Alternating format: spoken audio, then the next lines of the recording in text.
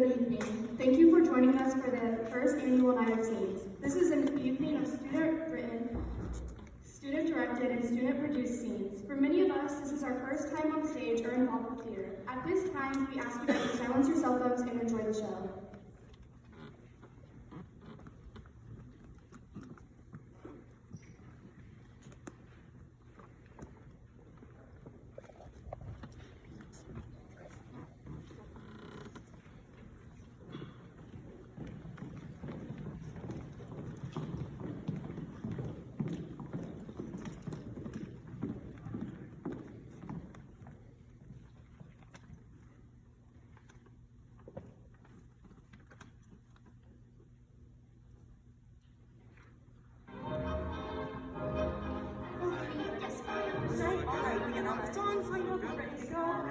Story's right, we've got our songs all queued up and ready to go.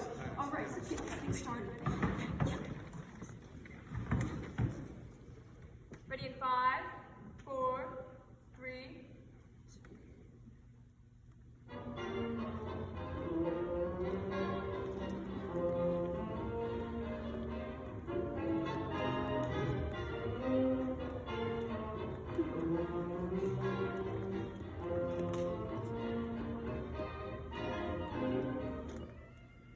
Good evening, or should I say good morning. I'm Robin Wade, and I'm your host for tonight's broadcast. And I'm Rosie Tenenbaum, your co-host for tonight. You are currently listening to 89.7 FM, Frostbroken, New York's local radio station. It is currently 12:21 in the morning of June 18th. Certainly a warm and humid night, is it not? It sure is. My favorite kind of night, keeping away from nature's wrath outside. Well, I couldn't agree more. Say, we have a lot to get into tonight's broadcast, so shall we begin? We shall. However, before we do get into our program, we must thank our sponsors for helping us, well, exist. Right. Tonight we thank Liberty Television Dinners for when dinner just can't wait. Also, we give our greatest thanks to LaBelle Pharmacy, your one-stop soda pop shop in Frostbroken. Find us on South Emma Stone Street next to Linda's Diner. Now, for tonight's program, may we present The Midnight Hour. Gee, am I so excited for this evening's show. The excitement is well deserved, Miss Rosie. Tonight we are going to hear one of my personal favorite tales the town of Frostwoken has to offer.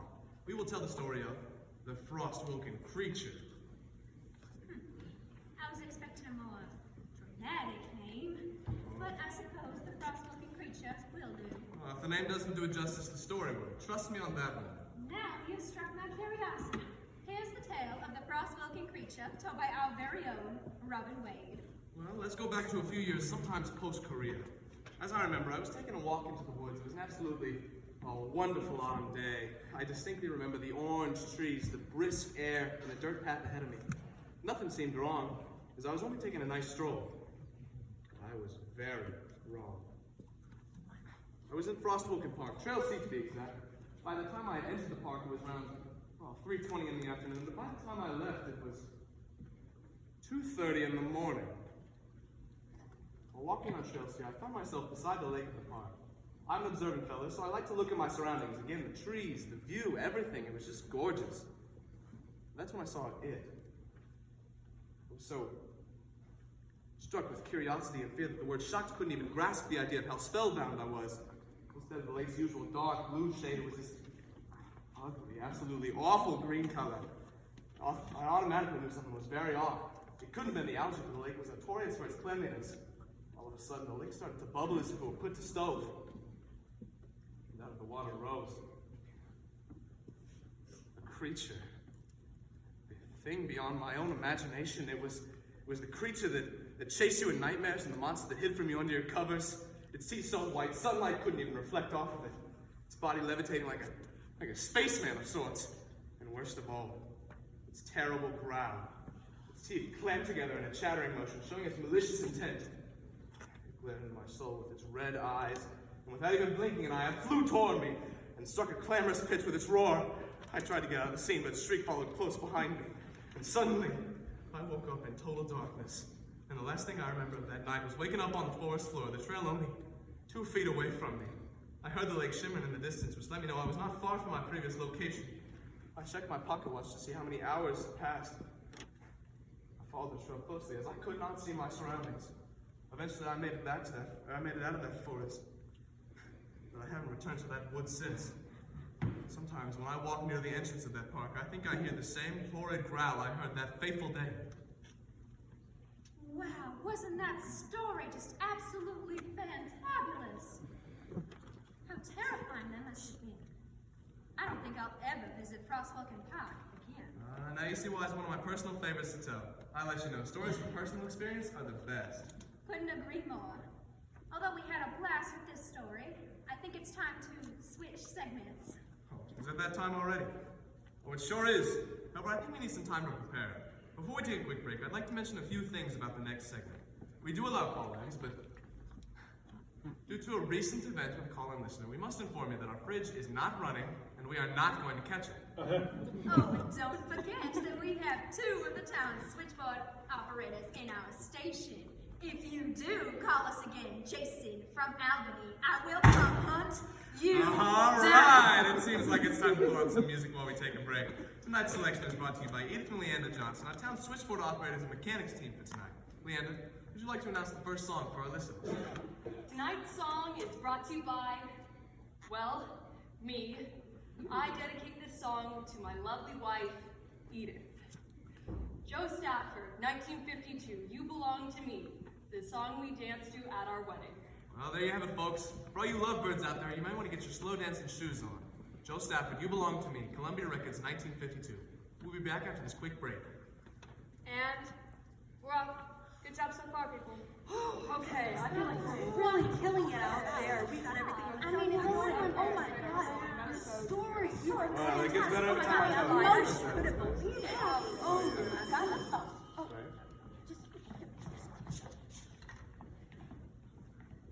This is 89.7 FM, Frostwalken's best and only radio station. What's your business calling at this hour? Yes, hello. It's John, you know, the one that works at the diner down on Amerson Street. Yes, that's me. Sure. What's your business calling our lovely station? Oh my god, my wife needs me.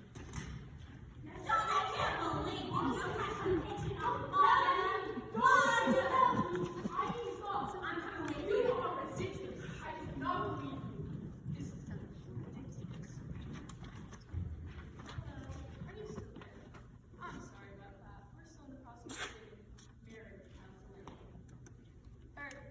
Yes. What's your business calling our station tonight? Yes, our business. This is John's wife, Linda. You see, we think we may have spotted the frost-looking creature. I'm sorry. Yes, the creature you just talked about. Oh.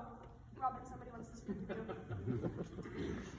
Hello, this is Robin D. Wade, host of Frostwalken's Midnight Hour. What can I do for you tonight? Well, for starters, we just saw the frost-looking monster. Really? Could you describe what you saw? It looked like one of those creepy monsters from the movies we see at the drive-in. Like a Martian. It had a green body with strange purple stripes along its torso. I don't remember much more after that because it, well, sort of dissipated. Ma'am, did you just say dissipated? Yeah, one minute it stared at John and I, and the next, you know, poof. I'm curious.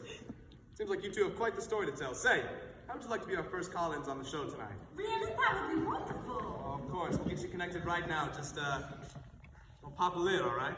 Oh, all right. We are very sorry to abruptly interrupt the song, but we have some, news. The Frostwalken creature has been spotted by 2 devoted listeners of the show. Mrs. John, you are now on the air. Could you describe what you saw? Well, it was green and... Oh, heavens me! What on the planet we call Earth was that? No! That's dangerous! Don't you tell me what to do! First the kitchen catches on fire, second you put my records in a different place, and now you want me to be a personal survey? Well, if you'll excuse me, I'm going to see what's the matter out there. I'll be back.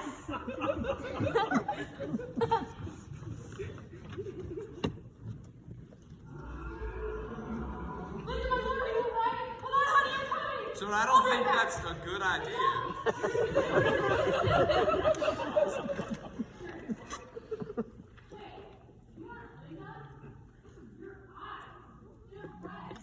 Don't look any closer.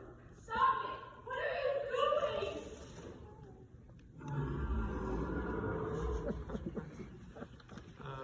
there. I'm sorry, folks. It seems like our caller's had a little interruption. I'm sure another caller has a story to tell. Right? Right? Mr. Wade, are you sure you want to continue? Yeah, I guess the show must go on. Perhaps Linda and John will call back soon. But sir, Do we have another caller? Leander, be a dear, connect them for us. Hello, this is the Midnight Hour, Frostwalk, New York's best and only radio show at midnight. You are currently on the air. What are your thoughts about tonight's interesting broadcast? Oh boy, do I have thoughts. I will let you know what I think that this creature here is the work of the Russian communists. That's what I think. And I actually dialed in. I dialed in while the last person was calling, and boy, do I have thoughts. sir, please refrain from political Oh, don't commentary. worry about it. I'm telling you, these creatures could be the work of them nuclear tests. Yes, that's what they could. And they could be trained to commit these espionage all across the country. Or maybe there are multiple of these things around the country knocking us out town by town. Or maybe they are actually turning people into these things. Sure. Wait, listen. Do you hear it? Oh, if it's that creature. Oh boy, you ain't about communist. I ain't turn a little brown man. Oh, you're gonna get it. You're not supposed to make it. You are gonna get it. Sorry there. Yeah, song. Leander, would you go and grab a wonderful and happy song for us? I don't want to set the world on fire by the heat spots. Yeah, not the happiest song for the moment. Hold on. Rock Around the Clock, Bill Haley and his Clemens. Sure, even quicker now. Turn it off. Now. It's off.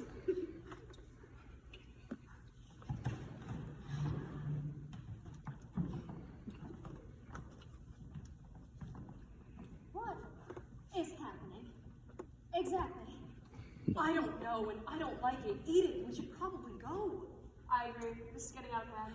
Come on, let's go. Wait. You see this? That switchboard's lighting up like an aluminum Christmas tree with a color wheel. We haven't had this many listeners since the Halloween special back in '52. Come on, one more caller. Sir, this is serious. People are being... Whatever this thing is doing to them, we must go. Oh, but think about it. We could be the biggest show in all of New York. We'd be broadcasted all the way to Queens. We wouldn't have to worry about a Milton Berle or Ed Sullivan anymore. We could easily surpass television. I suppose, but only one more. What? Just one more, honey. That's the thing.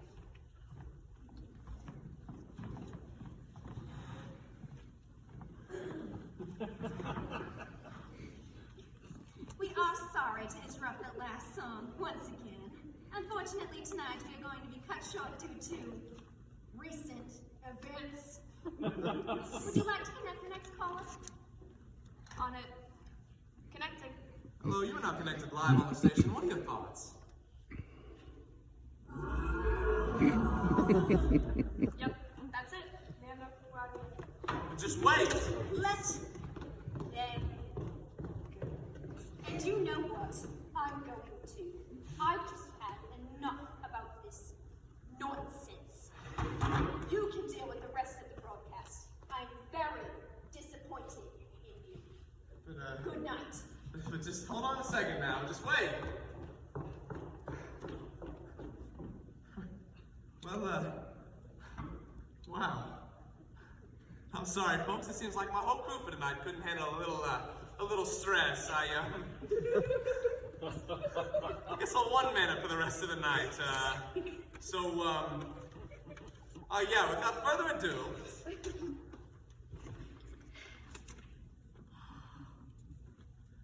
Rosie, Leander, Edith, hello?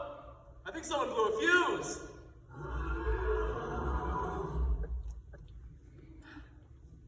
Uh-oh.